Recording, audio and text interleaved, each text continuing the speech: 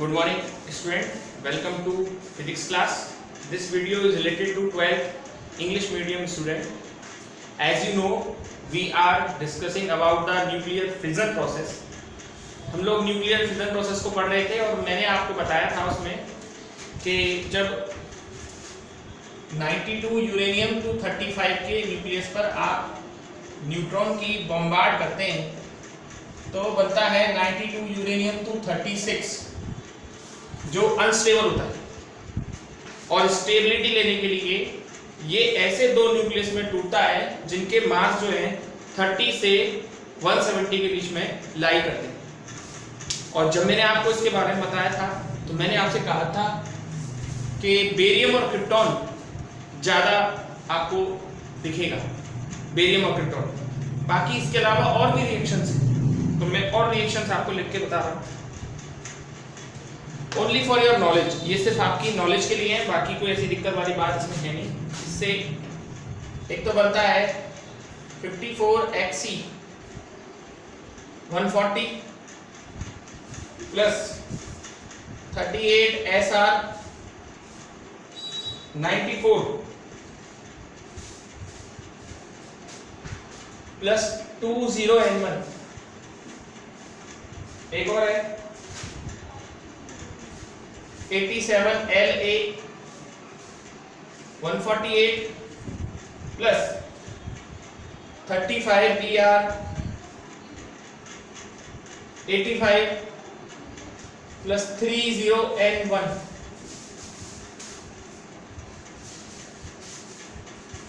एक और है 56Ba 144 36Kr 90 प्लस 20N1। मैंने आपको कल भी ये बात कही थी कि कम से कम 20 to 22 रिएक्शंस हैं और सब याद रखना संभव भी नहीं है। तो कोशिश ये कीजिए कि आपको जो बेसिक रिएक्शंस याद हैं उन्हीं से ही काम चला लीजिए आप अपना, है ना। जो बेसिक रिएक्शन जैसे कौन कौन सी जो मैंने कल आपको बताई थी, बेरियम और क्रिप्टॉन की, ठीक है। एक बार इन रिएक्शंस को देखिए आप।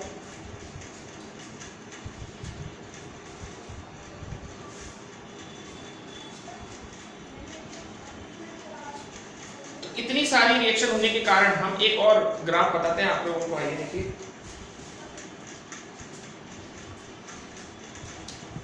जो न्यूक्लियर फिजन प्रोसेस हुई है ना, इसके तहत एक ग्राफ बनाया गया है और ये ग्राफ है product percentage.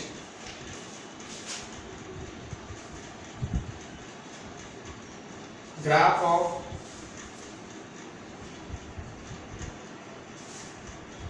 Production percent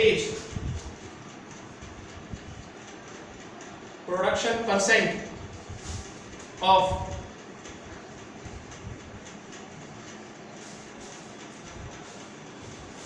different fission products, different fission product with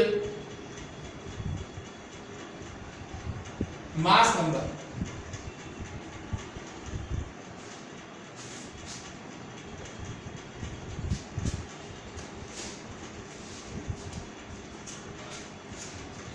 यहां पर हम लोग क्या है, एक ग्राफ बनाएंगे किस किस के बीच में, मास नंबर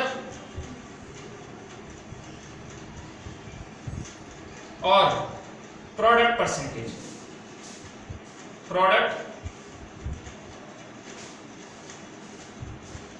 परसेंटेज यानी हम एक ग्राफ बनाएंगे। जो न्यूक्लियर मैंने कहा ना कई सारी रिएक्शंस होती हैं, तो हम जो ये ग्राफ बनाएंगे वो इस तरह का होगा। ये ग्राफ क्या बता रहा है, ये ग्राफ ये बता रहा है कि ऐसे न्यूक्लियाई जिनके मास नंबर 90 to 100 और ऐसे न्यूक्लियाई जिनके मास नंबर 135 to 145 होंगे। न्यूक्लियर फिजन प्रोसेस में ऐसे न्यूक्लियाई प्रोड्यूस होते हैं जिनके मास नंबर 90 से 100 के बीच में और 135 से 145 के बीच, मतलब मेनली आपको मैंने कम से कम 5 रिएक्शन लिखाई हैं न्यूक्लियर फिजन की। 2 कल लिखाई थी और 3 आज बताई हैं। आप अगर इन सब में वो देखेंगे ऊपर जो न्यूक्लियर बना है, चाहे स्ट्रोंशियम बन रहा हो, चाहे जीनॉन बन रहा हो, चाहे बेरियम बन रहा हो या क्रिप्टॉन बन रहा हो, इन सब में अगर आप एक बात देखेंगे तो वो जो आपको बात कॉमन मिलेगी वो ये मिलेगी कि जो प्रोडक्ट न्यूक्लियस है ना, उनके जो मास नंबर हैं, एक तो 135 से 145 के बीच में मिलेगा किसी का, या फिर आपको मिलेगा 90 से 100 के बीच में, या तो 89 में मिलेगा। तो ये इस तरह से आपको ये मिलने वाले है ना।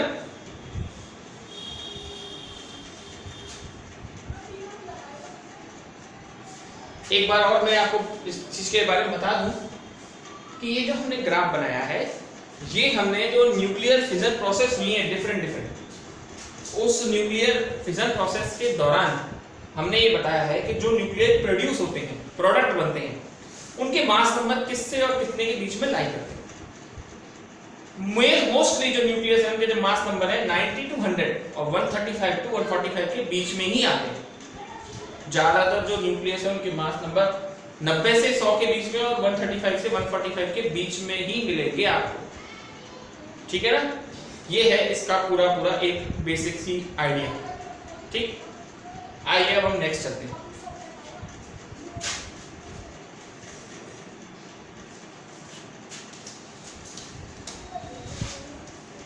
अब जो हम आपको टॉपिक करा रहे हैं बहुत इंपॉर्टेंट टॉपिक है और वो है nuclear chain reaction. Nuclear chain reaction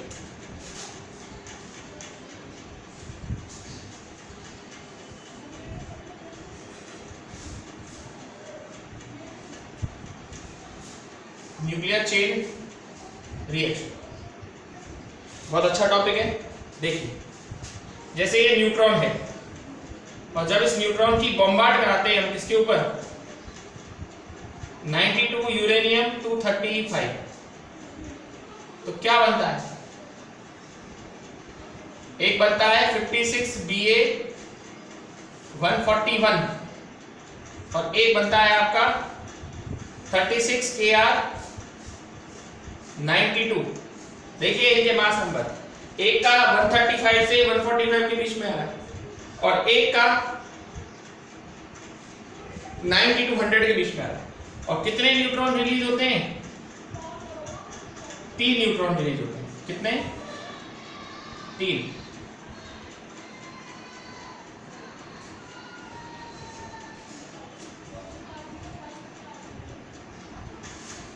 देखिए न्यूक्लियर की हर रिएक्शन में, जितनी भी रिएक्शन आपने पढ़ी है न्यूक्लियस में, ठीक है, न्यूक्लियस की हर रिएक्शन में 3 नहीं निकलते, किसी किसी रिएक्शन में 2 भी निकलते और किसी किसी रिएक्शन में 3 भी निकलते।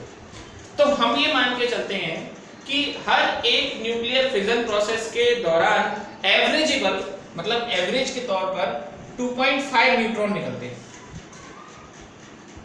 कितने न्यूट्रॉन निकलते हैं, 2.5 न्यूट्रॉन। और चेन का मतलब क्या होता है, चेन का मतलब होता है एक सीरीज बनेगी। ये जो न्यूट्रॉन निकले हैं, ये जो आपके न्यूट्रॉन निकले हैं 3 neutron, these neutron are able to disintegrate 3 other uranium nuclei।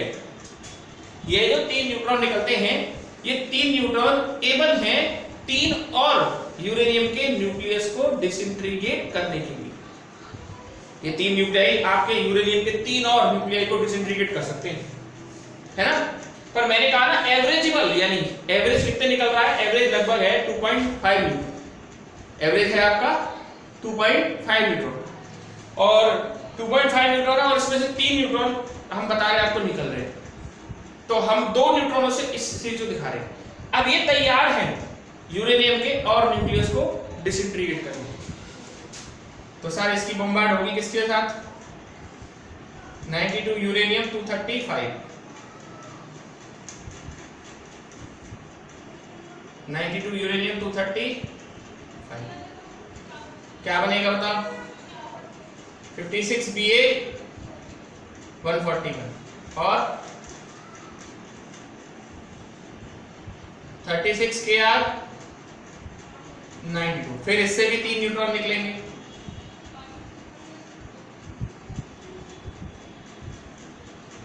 ऐसे इसमें 56 Ba 141 और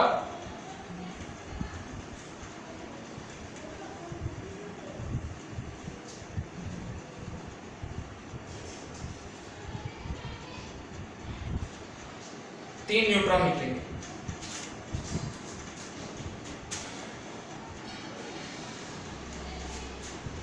तो बेसिक बात समझो आप, बेसिक बात सब ये है कि हर एक न्यूक्लियर फिजन प्रोसेस आगे होती जाएगी और हर प्रोसेस के दौरान न्यूट्रॉन निकलते जाएंगे और ये चलता रहेगा कब तक, जब तक जितना भी यूरेनियम आपके पास है सबका सब खत्म ना हो। अगर ये यूरेनियम आपका खत्म नहीं होगा तो ये प्रोसेस जो है आपका चलता रहेगा, ठीक है ना। तो ये प्रोसेस चलती रहेगी, फिर ये और एबल है यूरेनियम के और न्यूक्लियस को डिसइंटीग्रेट करने का, ठीक है। एक बार और मैं आपको सरसरी नॉलेज दे दूं। In a nuclear fission process, in some nuclear fission process, 3 neutron are released, and in some nuclear fission process, 2 neutron are released. So we suppose that averageable 2.5 neutron are released in a nuclear fission process. These neutron are able to disintegrate 3 or 2 other uranium nuclei. Okay, these neutron are able to disintegrate 2 or 3 other uranium nuclei. And this process goes on until the whole uranium is not vanished. तो एक तरह से series बन गई, chain बन गई reaction की। तो ये प्रोसेस आपकी जब तक चलती रहेगी जब तक आपका सारा का सारा यूरेनियम डिस्ट्रॉय नष्ट नहीं हो जाता, ठीक है। और इसी को अपन बोलते हैं चेन रिएक्शन। आई थिंक आपको समझ में आई होगी। एक बार इस डायग्राम को देख लें।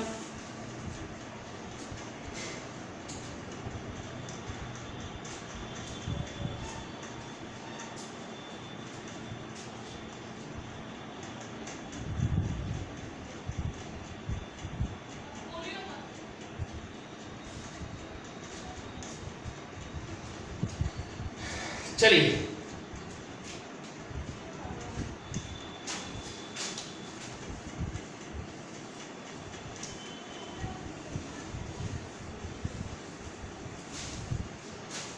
अगला टॉपिक है आपका neutron multiplication factor. Neutron multiplication factor.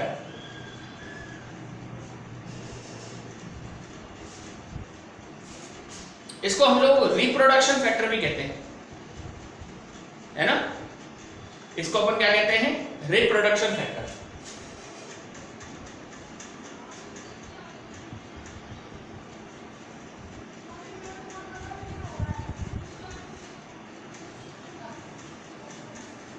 आप सोच रहे होंगे सर बायोलॉजी कहां से आ गई फिजिक्स में? बायोलॉजी में पढ़ते हैं रिप्रोडक्शन का मतलब। रिप्रोडक्शन का मतलब होता है दोबारा से जनन, दोबारा से प्रोड्यूस होना। इसमें भी तो हो रहा है। हर न्यूक्लियर फिजन के बाद आपके यूरेनियम न्यूट्रॉन रिलीज होते जा रहे हैं। तो रिप्रोडक्शन फैक्टर क्या होता है मैं बता दूं आपको।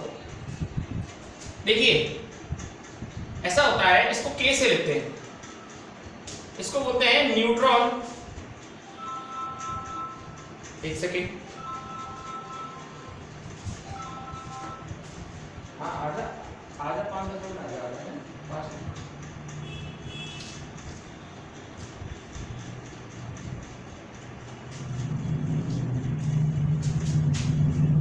हाँ जी, तो आप जानते हैं जो न्यूक्लियर प्रोसेस होती है, फिजन प्रोसेस होती है, तो neutron generate after fission process. Fission process के बाद neutron generate and neutron before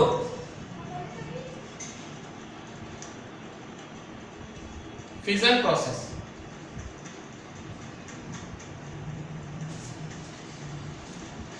reproduction कैसे निकालेंगे कि भाई फिजन प्रोसेस के बाद कितने न्यूट्रॉन रिलीज हुए और फिजन प्रोसेस से पहले कितने न्यूट्रॉन थे।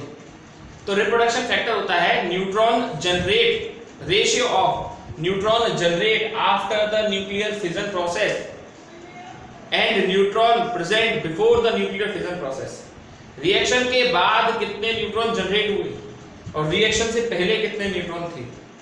वो होती है आपका रिप्रोडक्शन फैक्टर। बहुत इंपॉर्टेंट टॉपिक है, पहले भी पेपर में कई बार आ चुका है, ठीक है। तो यहां इसकी 3 कंडीशन संभव है। पहली, k ग्रेटर देन 1।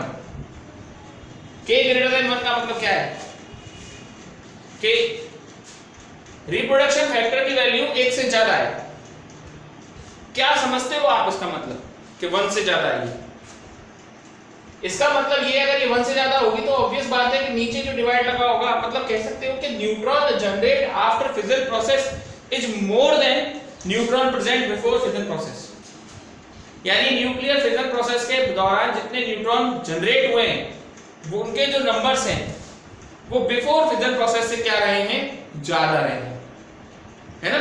तो इसमें आपको बता दें कि इसमें ये सिस्टम है कि अगर k की वैल्यू ग्रेटर देन 1 होगी, if the reproduction factor is greater than 1, then you can say that the neutron generate after fission process is more than neutron present before fission process. In other words, you can say that number of neutron increases rapidly. Neutron के number लगातार क्या होते जाएंगे, बढ़ते जाएंगे। For example मान लीजिए before reaction number of neutron is 100। Reaction से पहले न्यूट्रॉन के नंबर कितने हैं, 100 है। And neutron generate after the fission, और रिएक्शन के बाद नंबर ऑफ न्यूट्रॉन कितने हैं, 125 या 105। मान लीजिए रिएक्शन से पहले आपके 100 न्यूट्रॉन थे और रिएक्शन के बाद कितने हुए, 125। तो अब ये 125 दोबारा से रिएक्ट करेंगे और फिर अगली बार कितने होंगे, 150। फिर ये 155 और रिएक्ट करेंगे, 175 और करेंगे, 200। तो भैया इसमें न्यूट्रॉनों के नंबर बहुत तेजी से क्या होते जाएंगे, इंक्रीज होते जाएंगे। और एक तरह से देखा जाए तो रिएक्शन हमारे कंट्रोल से क्या होती जाएगी, बाहर होती जाएगी। तो ये है अनकंट्रोल्ड चेन रिएक्शन। क्या कहलाएगी आपकी, ये अनकंट्रोल्ड चेन रिएक्शन। अगर रिप्रोडक्शन फैक्टर की वैल्यू 1 से ज्यादा होती है, then we can't control the nuclear fission process. अगर रिप्रोडक्शन फैक्टर की वैल्यू 1 से ज्यादा होगी तो हम न्यूक्लियर फिजन को कंट्रोल नहीं कर पाएंगे। ओके, ये पहली बात। दूसरी बात, k = 1, इसका मतलब क्या है? इसका मतलब ये है the value of reproduction factor is constant. इसका ये मतलब हुआ कि रिप्रोडक्शन फैक्टर की वैल्यू आपकी कांस्टेंट है। कांस्टेंट से आप क्या समझते हो? कांस्टेंट से हमारा मतलब ये है कि जितना neutron generate after fission process is equal to neutron before fission process. इसमें हम लोग ना एक शब्द और जोड़ देते हैं, neutron generate after fission process in every generation, यानी एक पीढ़ी में। तो हम ये कह सकते हैं अगर k की वैल्यू अगर 1 होगी तो आप कह सकते हो कि रिएक्शन से पहले जितने न्यूट्रॉन प्रेजेंट थे, रिएक्शन के बाद भी उतने ही न्यूट्रॉन प्रेजेंट हैं। और इसको अपन बोलेंगे k = 1। जितने रिएक्शन से पहले थे उतने ही रिएक्शन के बाद हैं। और ये प्रक्रिया आपकी क्या है, चलती रहेगी। जितने रिएक्शन से पहले थे उतने रिएक्शन के बाद है। तो इसमें नंबर ऑफ न्यूट्रॉन जो होंगे, जो न्यूट्रॉन के नंबर होंगे, वो आपके एक तरह से कांस्टेंट बने रहेंगे। कैसे बने रहेंगे आपके, constant. Number of neutron remain constant, वो आपके एक तरह से कांस्टेंट बने रहेंगे। जैसे मान लीजिए number of neutron before fission process 100 है, ठीक है, तो आफ्टर फिजन प्रोसेस भी क्या होंगे, 100 होंगे। रिएक्शन से पहले भी न्यूट्रॉन के नंबर कितने हैं, 100। तो रिएक्शन के बाद भी न्यूट्रॉन के नंबर क्या होंगे, 100। तो एक तरह से देखा जाए तो कंट्रोल में नहीं होगी ये रिएक्शन, ठीक है ना। तो अगर k की वैल्यू 1 होगी तो जितने न्यूट्रॉन पहले थे ठीक उतने ही न्यूट्रॉन बाद में रहेंगे, और न्यूट्रॉन के नंबर आपके एक तरह से क्या बने रहेंगे, कांस्टेंट बने रहेंगे, ठीक है। अब अगर ऐसा बना रहेगा तो रिएक्शन हमारे काबू में रहेगी। इसका मतलब this is an example of controlled chain reaction. ये कंट्रोल्ड चेन रिएक्शन का क्या होगा, एग्जांपल होगा। और तीसरी कंडीशन है k < 1। इसका मतलब यह है कि neutron generate after fission process is lesser than neutron present before fission process. यानी कि न्यूक्लियर फिजन प्रोसेस में जो न्यूट्रॉन जनरेट होंगे आफ्टर फिजन प्रोसेस जो होंगे, उनके जो नंबर्स होंगे neutron generate before fission process, यानी बिफोर फिजन प्रोसेस के नंबर से क्या होंगे, एक तरह से कम होंगे। यानी रिएक्शन के बाद जो न्यूट्रॉन आए हैं, रिएक्शन से पहले जितने न्यूट्रॉन थे उसकी तुलना में कंपैरिजन में कम होंगे। फॉर एग्जांपल रिएक्शन से पहले 100 थे, रिएक्शन के बाद 75, तो ये 75 डिसइंटीग्रेशन करेंगे यानी डिके करेंगे या फिर रिएक्ट करेंगे मतलब यूरेनियम न्यूक्लियाई से, फिर 75 का भी कम रह जाएगा 50, फिर 50 करेंगे 50 का भी कम रह जाएगा 25, फिर 25 करेंगे 10 रह जाएगा 5 रह जाएगा। तो कह सकते हो कि इस कंडीशन में चेन रिएक्शन चलेगी नहीं सकती। कैसे चलेगी आप बताइए, क्योंकि कुछ ही देर में न्यूट्रॉन के नंबर खत्म हो जाएंगे और it is essential that neutron should be present before fission reaction.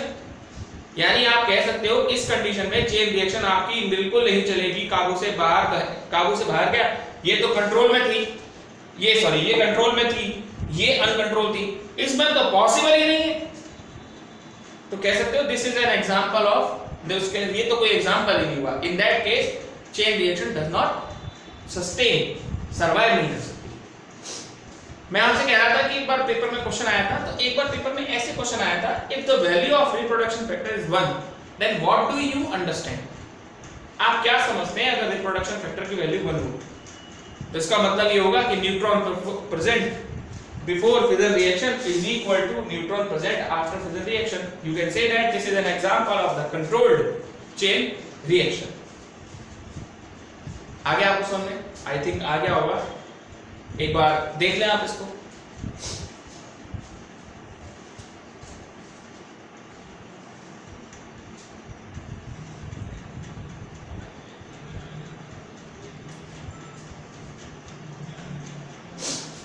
चलिए आगे चलते हैं।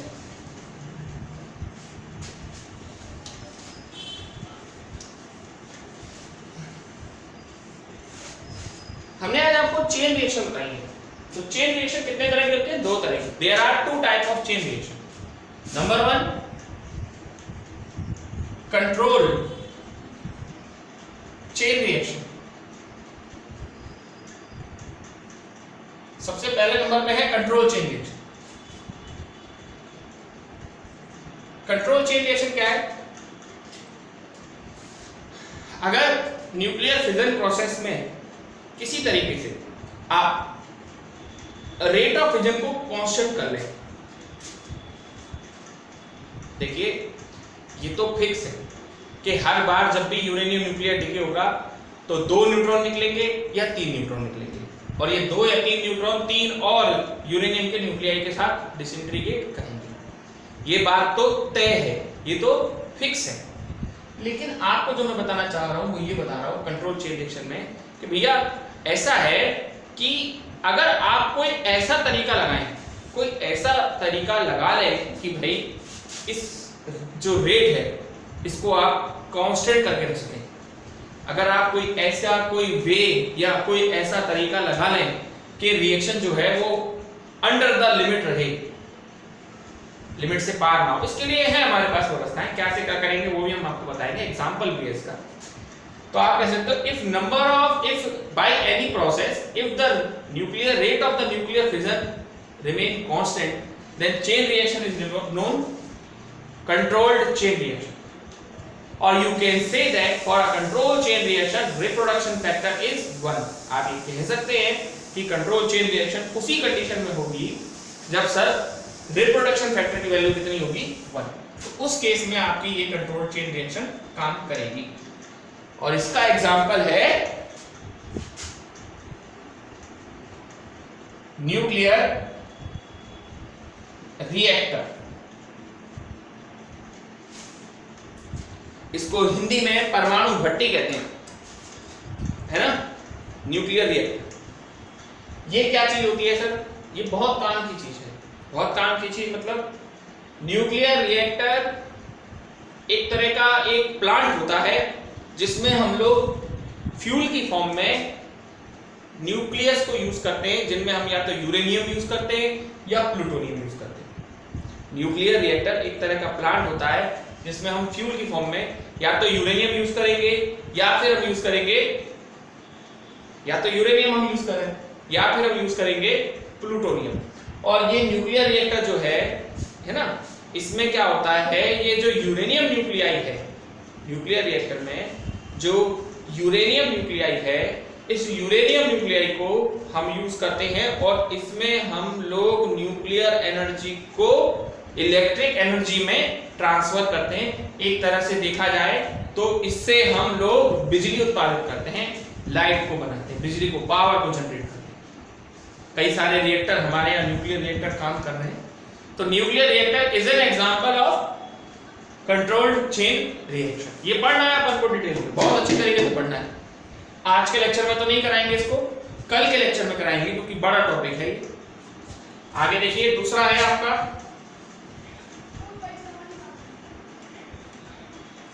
अनकंट्रोल्ड